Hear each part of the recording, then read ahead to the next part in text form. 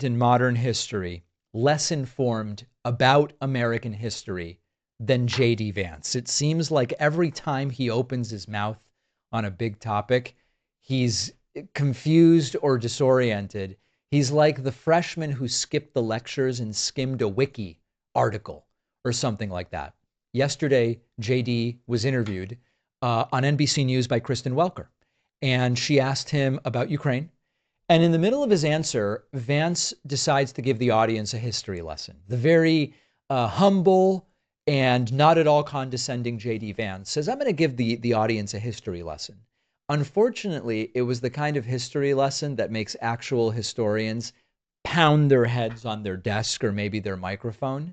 JD said about the Ukraine-Russia war, if you go back to World War II and other conflicts, they end up being settled by negotiation. The only problem is that has nothing to do with what happened in World War II. I want to get to security guarantees, but very quickly, if Russia is allowed to keep any of the territory that it illegally seized, what message does that send to China? Does it give China a green light to invade Taiwan? Does it give Russia a green light to invade other European countries, which is what your European allies are concerned about? Well, first of all, the Ukrainians are going to ultimately make the determination about where you draw the territorial lines in their own country. But Kristen, this is how wars ultimately get settled. If you go back to World War II, if you go back to World War I, if you go back to every major conflict in human history, they all end with some kind of negotiation. We're actually not active parties in the negotiation. We're effectively mediating. We're trying to mediate the Ukrainians and the Russians to come to some agreement.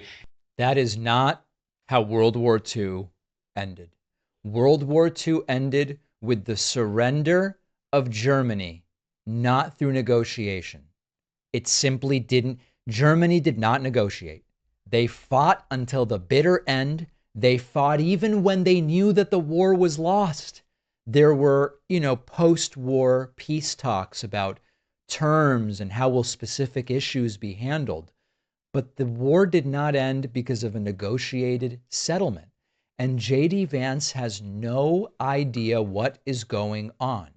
The Allies didn't sit down with Hitler's team or, Tojo's government in Japan and say, let's compromise. Let's figure out a compromise. They defeated them on the battlefield and forced them to surrender. And then later, after the fighting was over, they said, okay, now we're going to figure out some of the logistics. Who accepts what and how are we going to arrange this, that, the other thing. This is not an obscure detail. This is a core fact that Americans are taught about World War II. You don't have to be a history professor to know this. You have to have paid attention, I guess, when you were 11 or something like that.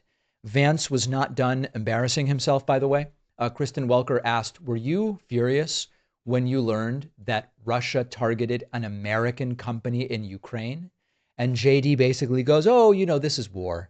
Just another one of these downplayings of Russia's belligerence. But was President Trump, were you enraged when you learned that Russia targeted an American company based in Ukraine? I don't was like that not it, a slap Kristen. in the face I to the don't. peace I don't process? like it, Kristen. But this is a war, and this is why we want to stop the killing.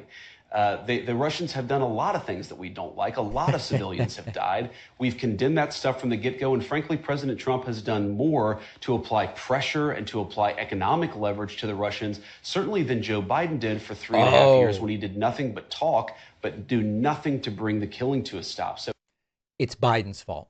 Understand JD's answer here. These people are just pathetic. They are feckless. The vice president downplays an attack on an American company by a hostile foreign power because his real anger is at Joe Biden, because Biden didn't push some imaginary settlement to a one-sided war where Russia is trying to wipe Ukraine off the map. This is the sort of shallow isolationist playbook over and over. Pretend every war ends with a handshake, ignore historical reality, and make the conflict sound like it's a scheduling problem that Biden could have just snapped his fingers and fixed, even though Trump said, I'll have it solved in 24 hours, which hasn't happened. And meanwhile, this is not like a random podcast rant, right? I mean, we have to contend with the reality that this is arguably the second most powerful person in the country talking about global conflict with less accuracy than you find in the Reddit comments.